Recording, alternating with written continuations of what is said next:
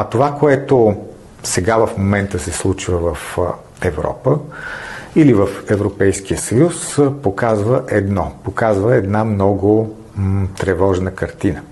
А именно, че се правят всякакви усилия да бъде нагнетено напрежението, да се каже: ао, става страшно, трябва да се готвим за война, трябва да даваме стотици милиарди евро, за да се въоръжаваме, превъоръжаваме, защото в противен случай Путин ще ни изяде. Ето, виждате, това е нивото. Защо го правят това ръководителите на Европейския съюз?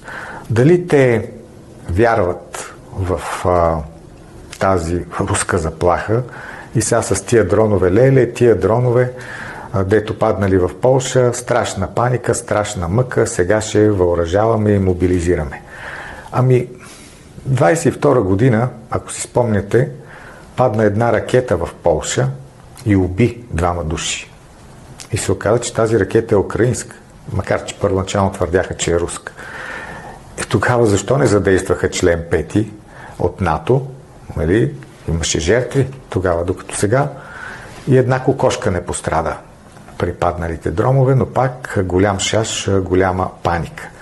Но ето тези хора искат да ни оплашат максимално, за да може ние да си кажем: по-добре да не клатим лодката, по-добре да не протестираме, за да може Урсула и нейните хора да ни управляват и да ни пазят от Путин.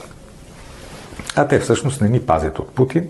Това, което правят, е да обслужват интересите на своите приятели от военно-промишления комплекс.